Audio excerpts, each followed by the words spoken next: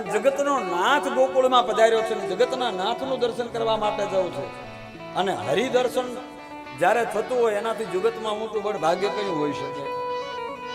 એટલે કૃષ્ણ દર્શન ભયો અમે આજ અમારા બળ ભાગ નીકળ્યા. આટલા બધા આપણે અહીંયા કથા સાંભળી રહ્યા છીએ અને ગત દિને આપણે કેટલા લોકોએ ભગવાનનું દર્શન કર્યું. એક તો સાહેબ મેં પણ મનમાં એવો વિચાર નતો કર્યો, મેં પણ નતું એવું ધાર્યું કે અહીંયા જે વામન રૂપ આવશે ને સાહેબ, મને તો ઠીક છે, તમને જે લાગ્યું હોય, પણ એ વામન રૂપ જોઈને મને ખરેખર લાગ્યું કે આની અંદર કાલે વામન ભગવાનનો બિરાજમાનમાં આવે શકે. સાક્ષાત વામન ભગવાન હતા.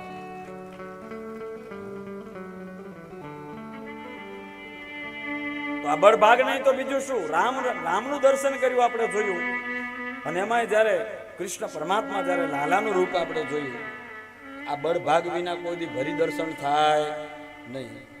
કૃષ્ણ દર્શન ભયો અમે અરે આ ગોપી ગોવાળો એ સાક્ષાત નેત્રોથી દર્શન કર્યું.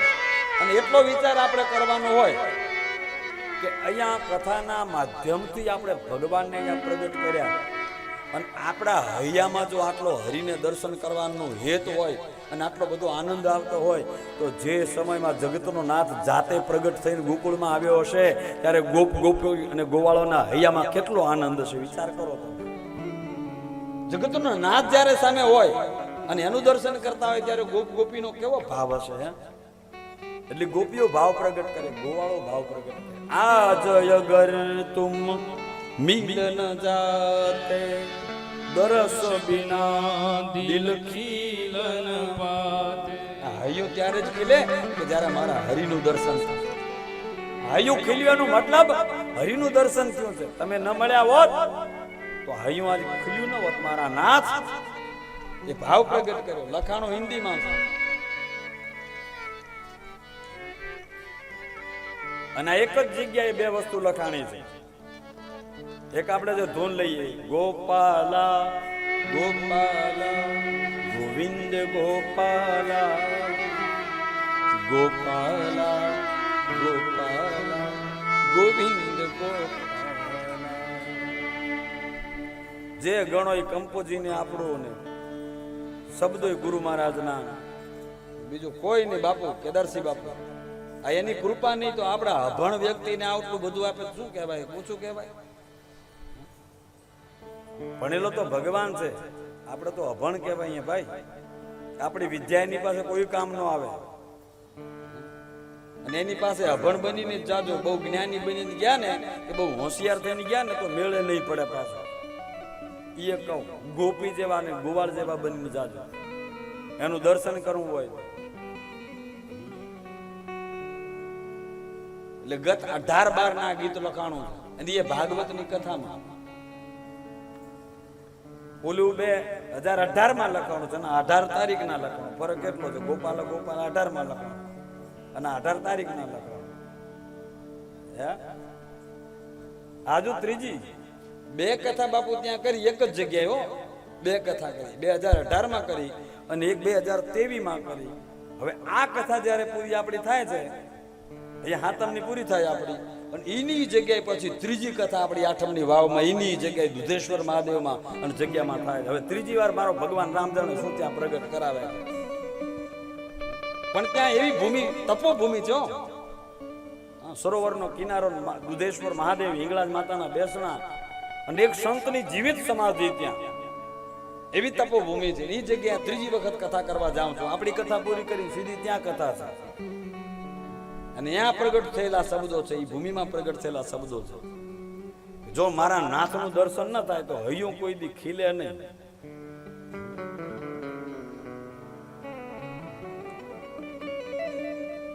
અને પછી હૈયું ખીલી જાય ને એટલે હરિના દર્શન કર્યા હોય એના હૈયા હાથમાં રહે નહીં. પછી હૈયું હાથમાં ન રહે. સજનો, ગોપીઓ દર્શન કરવા માટે ગઈ. જુઓ, નંદ ભવનમાં યશોદાની બાજુમાં લાલો છે, વાંકડિયા વાળ છે, શ્યામ સ્વરૂપ છે, દિવ્યની મુખાકૃતિ છે, એનું તો પ્રત્યેક અંગ મધુર છે, આખું મધુરાષ્ટક છે. એનું પ્રત્યેક એક એક અંગ એનું મધુર છે. પણ સજ્જનો, ગોપીઓ જ્યારે દર્શન કરવા ગઈ તો શું બન્યું? જે ગોપી દર્શન કરવા જાય એટલે માની બાજુમાં લાલો બરોબર આમ મસ્તીમાં પડ્યો છે. હો, ગોપી જેવું દર્શન કરવા જાય એટલે દ્રષ્ટિ ભગવાનની અને દ્રષ્ટિ ભક્તની. ગોપ અને ગોપી ભગવાનનું દર્શન કરે છે તો ગોપીની દ્રષ્ટિ ભગવાન ઉપર પડે, ભગવાનની દ્રષ્ટિ ગોપી ઉપર પડે. બંને શું કે જેવું ગોપી ભગવાનને આમ નજર કરીને જોવે છે, હવે ત્યાં નાનો લાલો શ્યામ સ્વરૂપ, વાંકડિયા વાળ, એમાંય માય પીળું એક પીતાંબર પહેરાવેલું, પગમાં ઝાંઝરી મૂકેલી, એટલે ભગવાન જેમ નાનું બાળક કેમ સાયકલિંગ કરે એમ ભગવાન ધીમે ધીમે આમ પગ ઊંચા કરીને રમે છે. અને જેવી ગોપી અંદર આવી અને લાલાનું દર્શન કરે એટલે ગોપી સામે દ્રષ્ટિ કરી અને ભગવાન હસવા લાગે, મંદ મંદ હાસ્ય કરે.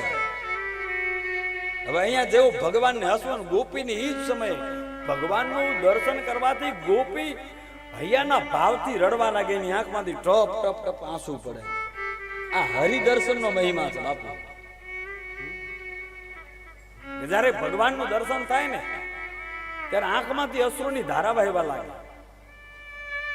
એને સમાધિ સુખનો અનુભવ થઈ જાય.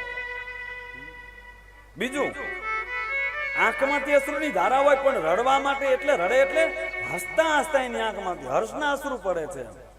આપણે એને હર્ષાશ્રુ કહીએ છીએ. બન્યું એવું આમાં, मैंने श्याम के मुख को देखा. એક દ્રષ્ટિ કરી લેજો. નંદ ભવનમાં યશોદાની બાજુમાં નાલો સૂતો છે અને મંદ મંદ હાસ્ય કરતો હોય, એનું જયારે આપણે દર્શન કરીએ ત્યારે કેવું દ્રશ્ય ઊભું થાય? मैंने श्याम के मुख को देखा, श्याम सुंदर हंसते हुए देखा. શ્યામ સુંદર હસતે હુએ દેખા. એટલે એમાં બે ભાવ પાછા રહેલા છે. એક તો શ્યામ સુંદર, એને હસતો જોયો, અને મેં પણ એને જોયો તો હસતા હસતા જોયો છે. એમ શ્યામ સુંદર હસતે હુએ દેખા, મેં એને જોયો પણ હસતો હતો એમ. અને એને મેં જ્યારે જોયો ત્યારે હું પણ હર્ષના અશ્રુથી એને હસતા હસતા જ મેં કનૈયાને જોયો છે. અને આમે એકવાર જેને સાહેબ ભગવાનનું દર્શન થઈ જાય ને, એકવાર જેને કનૈયાનું દર્શન થઈ ગયું ને, એ જગતમાં હસતા થઈ ગયા, એ જગતમાં નાચતા થઈ ગયા, એ જગતમાં ગાતા થઈ ગયા.